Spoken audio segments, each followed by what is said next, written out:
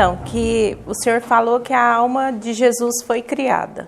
E Jesus, ele já existia como divindade, né? A divindade dele já existia. Ele, o verbo, a sabedoria, né? Então, ele existia como puro espírito, né? Deus. E o homem, ele tem alma e espírito, como que é? Eu não... Tá, vamos explicar direitinho, tá? Então, Jesus Cristo, ele existia desde sempre no seio da Santíssima Trindade, junto com o Pai e junto com o Espírito Santo, né? Aqui está. Ele era e sempre foi uma pessoa divina. Jesus Cristo é uma pessoa divina, um eu divino. Não existe eu humano em Jesus, né? Mas quando ele se fez homem, sem deixar de ser Deus, ele continuou tendo a divindade própria da sua pessoa divina e assumiu a nossa humanidade. Só que a humanidade é toda criada.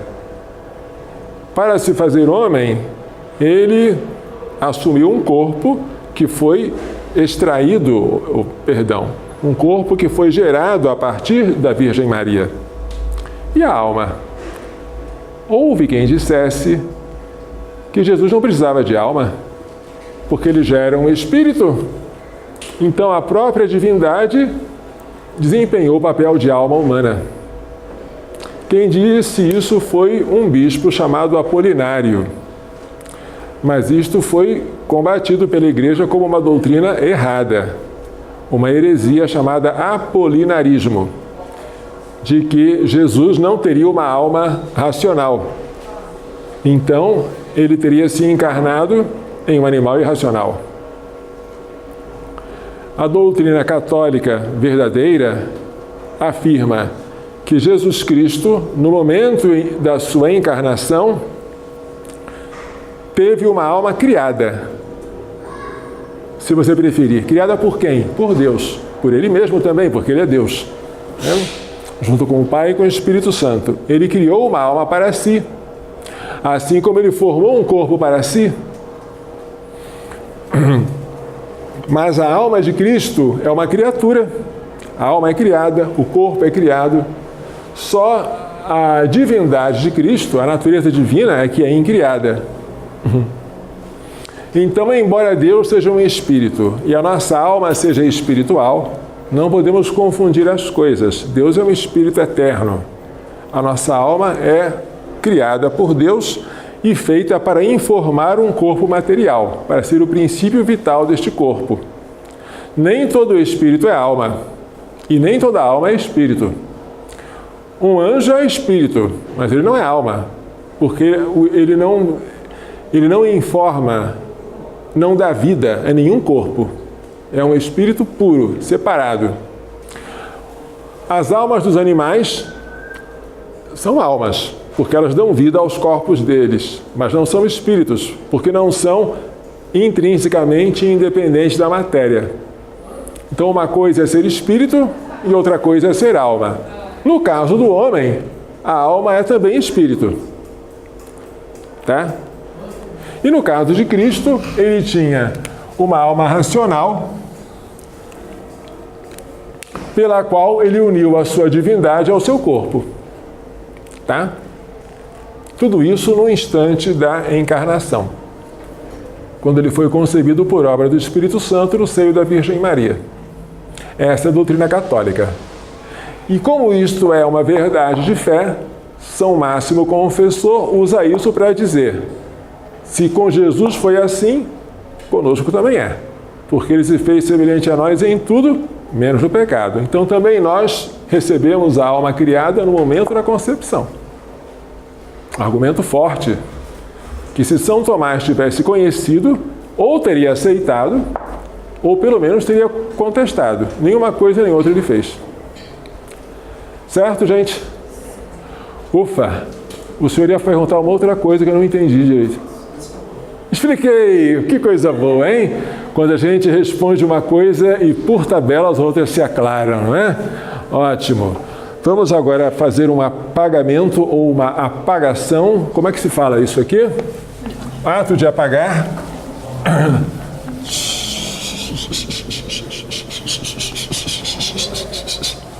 Vamos apagar a anidação também? Não, deixa ela aí. Vamos agora passar ao argumento da gemelação univitelina. Prestem atenção. Esta aula, se vocês prestarem atenção, pode servir para salvar muitas vidas.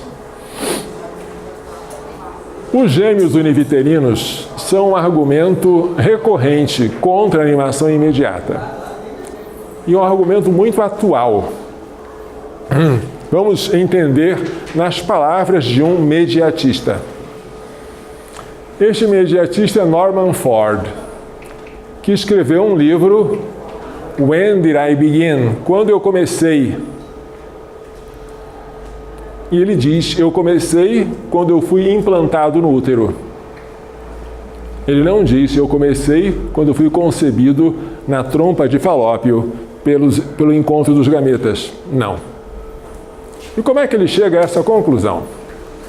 O zigoto, diz ele, é um indivíduo ontológico vivente. Mas tão logo ele se divide mitoticamente em 2 blastômeros gêmeos separados, aparentemente cessa de existir e perde a própria individualidade ontológica, para dar origem a 2 indivíduos ontológicos viventes, geneticamente idênticos, mas distintos. Quando o zigoto forma gêmeos, cessa a continuidade do mesmo indivíduo. Vamos devagar. Vamos tentar entender o que Norman Ford está dizendo.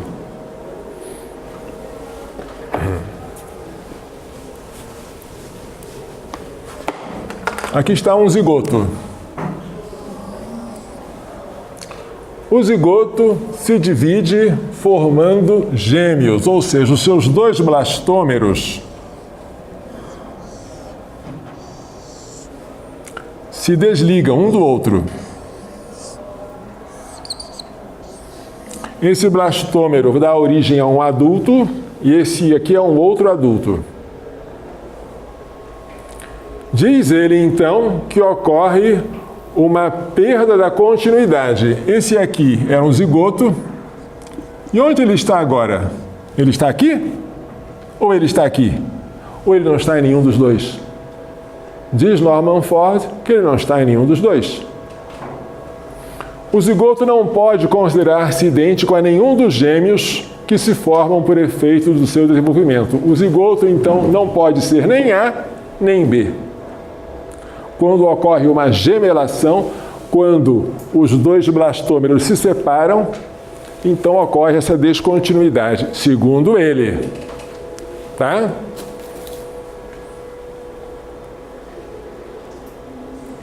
Este outro autor, bem anterior a ele, Joseph Doncel, olha o ano em que ele escreveu isso, 1970, ele diz que os gêmeos idênticos, diferentemente dos fraternos, que derivam de 2 óvulos distintos, fecundados por 2 espermatozoides distintos, os gêmeos idênticos começam a vida como um óvulo fecundado por um espermatozoide, esse aqui. Para os proponentes da hominização imediata, ele prefere usar hominização à animação. Esse óvulo fecundado é uma pessoa humana. Muito cedo na gravidez, esse óvulo se divide em 2 ou mais partes, cada uma das quais se desenvolve em um adulto. Esse fato é difícil de reconciliar com a hominização imediata. Uma pessoa humana não se divide em 2 ou mais pessoas. Está entendendo o argumento de Doncel? Então vamos ver o raciocínio dele. Premissa maior: uma pessoa não se divide em 2 pessoas. Premissa menor: ora, o zigoto se divide em 2 pessoas. Logo, o zigoto não é pessoa. Se não é pessoa, a alma racional, espiritual, não está presente nele. Entenderam? Dessa argumentação aqui, o que está errado? A premissa maior ou a menor?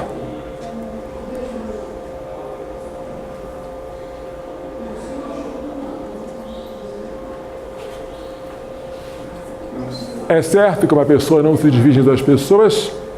é certo. Uma pessoa não se divide em duas. O que está errado é a premissa menor. O zigoto se divide em duas pessoas. Isso aqui é o que não ocorre. Vamos demonstrar isso. Prestem toda atenção.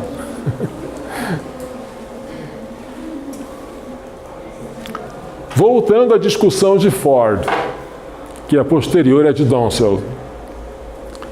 À luz da discussão acima, parece que o zigoto não sobrevive à primeira divisão mitótica.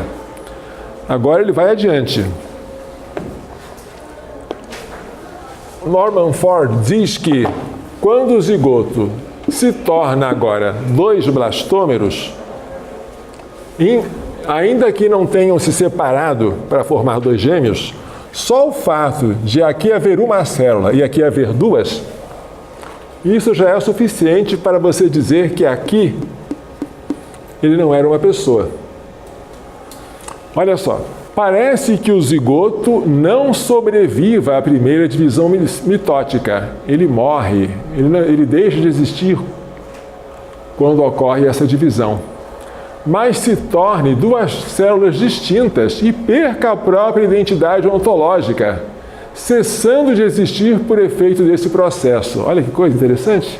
Isto é, acontece algo de semelhante à fissão de uma célula bacteriana. Esta dividindo-se dá origem a 2 células, com a perda da célula-mãe. Uma bactéria se divide em 2. Ela se reproduz por cisciparidade ou bipartição. A bactéria-mãe desaparece e as filhas surgem. Assim ensinaram as nossas professoras. Eu me lembro até hoje a minha professora ensinando isso. Será que eu vou convencer vocês agora do contrário? É difícil, mas vou tentar. A implicação de tudo isso é que o zigoto não sobrevive à primeira divisão mitótica. O zigoto não sobrevive a esta primeira divisão aqui. Independentemente do fato de que depois haja ou não divisão gemelar. Não importa se depois disso houve uma separação dos 2 blastômeros ou não. O fato de aqui haver uma célula e aqui haver 2 já significa que esse zigoto não existe mais. E aqui são 2 indivíduos diferentes e distintos. Que coisa, hein? Agora vamos fazer uma pergunta que ninguém faz. As perguntas mais óbvias ninguém faz. E quando faz, sofre uma crise. A célula realmente se divide?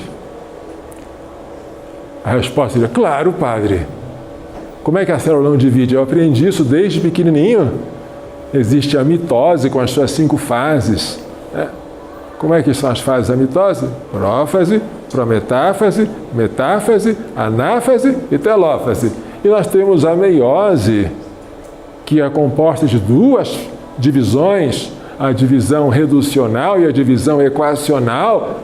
Claro que é uma divisão, as células se dividem. Mas vamos ver se de fato a palavra dividir é adequada. Ou se seria melhor dizer que elas se multiplicam. Ou que uma dá origem à outra, sem deixar de ser ela mesma. Vejamos aqui. Segundo o raciocínio de Ford, a primeira mitose, esta aqui, olha, seria uma espécie de suicídio.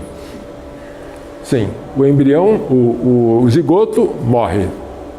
Agora, do cadáver desse suicídio, emergeriam 2 novos indivíduos, sem continuidade com o primeiro. Esse aqui é um outro indivíduo, esse aqui é um terceiro indivíduo e esse aqui morreu. Que confusão, hein? Aqui está uma célula que replicou ou duplicou o seu DNA. Bonito isso, você não diz que a célula divide o DNA, diz que duplica, diz que replica, tá certo? Depois começa a mitose. Forma-se o fuso acromático, migram-se os cromossomas até a placa equatorial e depois eles vão se separando até formar 2 células com o mesmo número de cromossomas da célula original. Esta aqui agora tem duas. E eu pergunto, essa célula é esta? Esta célula é esta? Ou ela não é nenhuma das duas? Ela morreu e as outras duas surgiram. A pergunta tem todo sentido, não é uma pergunta puramente retórica, não. Vamos adiante. A ideia de que o zigoto morre e os dois blastômeros passam a viver suscita várias dificuldades. Primeiro, em que momento o zigoto morre? E em que momento os dois blastômeros passam a viver? Como a gente diz, a mitose é um processo. Em que momento ocorre essa morte? Aqui jaz um zigoto. Em que momento agora os blastômeros começam a dizer, aqui surgiram dois blastômeros? É difícil. Para mim, impossível determinar isso. Quem controla o processo da mitose? O zigoto moribundo ou os blastômeros recém-chamados à vida? E onde estão os sinais de descontinuidade semelhantes ao Big Bang da fertilização? A mitose não tem esses sinais. A mitose é bem tranquila. Ela não é, nem de longe, semelhante à fusão dos gametas.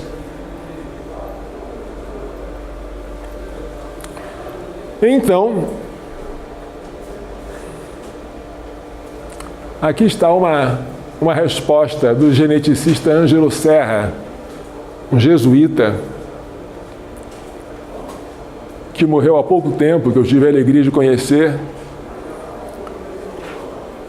Veja o que ele diz, respondendo a Norman Ford. O primeiro evento na formação de um novo indivíduo humano é a fusão de duas células altamente especializadas e programadas, o óvulo e o espermatozoide. O óvulo para nós é o ovócito primário, né? Tudo bem. O óvulo e o espermatozoide, através do processo de fertilização. Aqui não seria bem processo, seria evento, mas deixemos de lado. A célula que dele resulta no próprio momento da fusão é chamada zigoto. E com ela inicia o desenvolvimento embrionário de um novo ser humano. Nela se desenvolve de modo altamente coordenado processos diversos que em 15 a 20 horas levam à formação de uma segunda célula. Veja como Ângelo Serra diz. Ele não diz que o zigoto se divide em duas células, mas que o zigoto dá origem a uma segunda célula, sem deixar de ser o que ele é.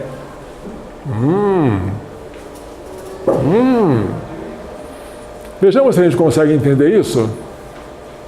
Verifiquem aqui. Esse esquema ultra simplificado é de uma célula que só tem dois cromossomas. Um vermelho e um branco. Faz de conta, o branco azulado. Este vermelho aqui, depois da replicação, continua vermelho. E o azulado continua azulado. Até aí ninguém se perdeu. Quando começa a mitose, esses dois cromossomas migram para a placa equatorial. E depois eles se separam. Se você pudesse acompanhar cada um desses braços do cromossoma, você diria, esse aqui vermelhinho, quando se duplicou, na verdade ele continuou sendo quem ele é, mas foi acompanhado de um irmãozinho aqui, olha. Este azulzinho, quando se duplicou, continuou sendo quem ele é, mas acompanhado de um irmãozinho, um companheiro. Agora, quando eles se dividem, quem é esse aqui? Esses dois daqui podem ser esses mesmos. E esses dois daqui podem ser os dois companheiros que foram duplicados. Se assim for, esta célula continua aqui. E esta aqui é a segunda. Entenderam?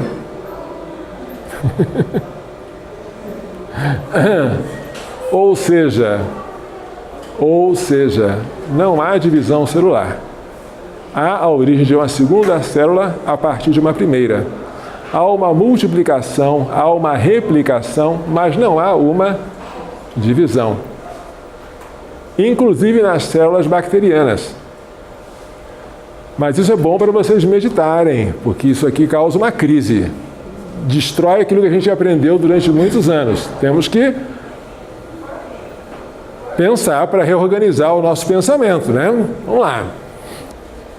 Quem é John Billings? Conhecem? É o marido de Evelyn Billings, o casal que sistematizou o método Billings de regulação da procriação, tá? Australiano. John Billings, leigo australiano, respondendo a Norman Ford, também ele é australiano, mas padre, responde sabiamente dizendo isso: olha, na divisão celular, a célula não quebra, ela não se divide, nem seu material genético é compartilhado. O DNA dos cromossomas produz uma réplica de si. E essa réplica é dada, junto com uma porção do citoplasma, para a nova célula. A célula original não deixou de existir absolutamente. Mas isso é uma coisa revolucionária. Até se você falar para algum biólogo, ele vai demorar a aceitar isso. Vamos lá. Se o citoplasma doado é tal que faça a nova célula totipotente, ou seja, capaz de produzir todos os tecidos e órgãos de um ser humano, ela pode desenvolver-se como um gêmeo. Ou mesmo, de igual maneira, produzir mais pessoas geneticamente idênticas. Então, quando ocorre a separação, né, o desmembramento, e essa aqui é uma célula totipotente, então, ela pode se desenvolver como uma nova pessoa, um novo indivíduo humano. Novamente, as células progenitoras não cessam de existir. Toda vez, uma célula vai dando origem a outras, e mais outras, e mais outras, sem perder a sua identidade e a sua continuidade no tempo. Muito interessante isso que ele está dizendo. Surpreendente. Com o tempo, a formação de um outro indivíduo não é mais possível. A partir de um momento, não dá mais para haver gemelação. Hoje, por mais que você queira formar um gêmeo a partir da célula da sua pele, não consegue. Porque a célula da sua pele não é a totipotente, ela já é diferenciada. Mas até um certo momento ainda dá. As células adaptam-se a seus específicos papéis quando o crescimento e o desenvolvimento prosseguem. A identidade do zigoto como um ser humano, uma pessoa humana que continua a existir, nunca foi comprometida. Essa é a solução que dá John Billings. Bem, mas se vocês perceberem, daria para a gente chegar a essa conclusão só examinando a ovogênese. Ou vocês não acham? Olha só. O que é isso aqui? Isso é um ovócito primário. Na meiose, na primeira divisão, você não diz que ele se dividiu, você diz que ele expulsou um glóbulo polar. E fala corretamente. E assim você perdeu metade dos cromossomas, metade ficou no glóbulo polar. Só a outra metade está no ovócito secundário. Então, o ovócito primário continua aqui no ovócito secundário, tendo dado uma parte do seu citoplasma e do seu material genético para uma segunda célula, que é o glóbulo polar. E da mesma forma, esse ovócito secundário, quando ele é penetrado pelo espermatozoide, prossegue a segunda fase da meiose, expulsando o segundo glóbulo polar. E você fala de expulsão de um glóbulo polar, de preferência a uma divisão. Tá certo. Porque essa segunda célula passa a existir sem que a primeira tenha deixado de existir. Esta é uma revista Nature, de 4 de julho de 2002, com esta matéria: seu destino desde o dia 1. Olha que coisa bonita. É um embrião com 2 células à esquerda, 2 blastômeros, e à direita, uma montagem de como esse embrião vai se desenvolver em um feto. O instante da concepção, o momento e o lugar da penetração espermática é fundamental para definir onde será a cabeça, os pés, a barriga. O que antes era considerado impossível. Achava-se que no início o zigoto era uma massa que não tinha destino definido. Mas esse experimento revelou que tem. O seu destino desde o dia 1. Seu destino desde o dia 1. Seu mundo foi moldado nas 24 horas depois da concepção, onde sua cabeça e o seu pé iriam brotar e de que lado formariam suas costas e o seu ventre, foram sendo definidos nos minutos e horas depois que espermatozoide e óvulo se uniram. Até 5 anos atrás, essa afirmação teria sido heresia. Pensava-se que os embriões de mamíferos passassem seus 5 primeiros dias como uma esfera de células sem feições. Só depois, por volta do tempo da implantação na parede do útero, pensava-se que essas células adquirissem destinos distintos, determinando suas posições no futuro corpo. Até 5 anos antes de 2002, ou seja, até 1997. Pensava-se que era assim. Em 2002 descobriu-se que não é assim. Mas, por meio da marcação de pontos específicos de ovos de mamíferos, logo após a fertilização, pesquisadores demonstraram que eles vêm situar-se em pontos previsíveis do embrião. Em vez de ser uma esfera simples, parece que o óvulo recém-fertilizado tem um eixo bem definido de alto a baixo, que configura o eixo equivalente no futuro embrião. Controversamente, um grupo ainda afirma que o ponto no ovo em que o espermatozoide entra determina onde a primeira divisão ocorre e que as 2 células resultantes já têm uma tendência para diferentes destinos. O que é claro é que os biólogos do desenvolvimento não admitirão mais que os embriões precoces de mamíferos sejam amontoados de células. Isso é um golpe muito grande nos mediatistas de hoje, porque eles insistem em dizer que no início você tem só um amontoado de células, e não é verdade. Isso agora é contradito pelos fatos.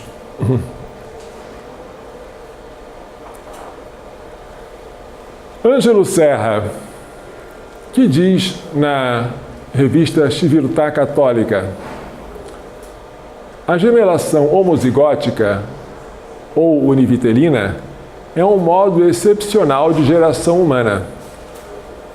O ser humano geralmente não é gerado assim.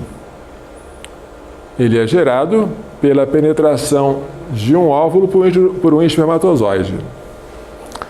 Mas quando ocorre o desprendimento de partes de um embrião, dando origem a uma outra pessoa, estamos diante de uma gemelação. E a gemelação é um outro tipo de geração. Geração assexuada. Aqui está o pai, aqui está o filho. Eu sou ou filho ou pai do meu irmão gêmeo. Porque a gemelação é uma geração. Calcula-se que ocorra um caso em cada 250 zigotos que se desenvolve. Portanto, a gemelação é algo raro. E quando é que se dá a criação da alma, hein? Quando é que esta alma é criada? A criação da alma se dá no momento em que uma parte se separa do embrião primitivo e se torna um novo indivíduo humano. Ou seja, a alma já havia sido criada aqui quando houve o encontro dos dois gametas. Tá? Aqui houve a infusão da alma. E que nós temos um zigoto com uma alma espiritual e imortal. Agora aconteceu que, por algum motivo, uma parte do embrião, de poucas células, se desprendeu. Quando é que este novo embrião aqui recebeu uma alma? No momento do desprendimento. No momento em que ele foi destacado. Então a criação da alma dele ocorreu aqui. E esta alma que estava aqui permanece como estava. Tá? Então não é uma pessoa que se divide em duas. É uma pessoa que dá origem a uma segunda pessoa, por gemelação, que é um modo excepcional de geração na espécie humana. Conclusão. A gemelação é uma geração. Na gemelação, uma pessoa não se divide em duas. Uma segunda pessoa tem origem a partir da primeira, sem que esta assim, tenha sua individualidade comprometida. Agora uma perguntinha para a prova da sexta-feira que vem. Vamos lá. Segundo São Tomás de Aquino, o homem passa a existir aqui, no 40º dia. Quando o embrião tem apenas uma alma sensitiva ou apenas uma alma vegetativa, ele não é um homem. E São Tomás diz isso com coerência consigo mesmo. E aí eu pergunto, eu posso matar este ser aqui que ainda não é um homem, mas que está destinado a tornar-se um homem? São Tomás responde, não. Mas por quê? Porque isto aqui é um homicídio? Não pode ser homicídio porque isso não é homem. Homicídio é a morte de um homem. Então não é um pecado contra o 5º mandamento, não matarás. Mas é um pecado contra o 6º mandamento, não pecar contra a castidade, não cometerás adultério. Porque, segundo São Tomás, isto aqui ainda é um processo de geração. Então aqui você está pecando contra o 6º mandamento, contra a dignidade da procriação. Você está cometendo um pecado semelhante ao onanismo ou o coito interrompido, que separa o ato conjugal da sua abertura à procriação. Um pecado contra a natureza, um pecado grave, um pecado mortal, mas que não é um homicídio. São Tomás nunca permitiu, nem permitiria, o aborto, nem sequer na fase precoce, mais precoce do embrião. A única distinção que ele faz é da espécie de pecado. Ou é pecado contra o 5º mandamento, depois da animação por uma alma racional, ou é um pecado contra o 6º mandamento, antes da animação por uma alma racional. Tá? Importante vocês saberem isso, porque há pessoas por aí e revistas por aí dizendo que São Tomás aceitava o aborto até 40 dias. O que é um absurdo. Tá?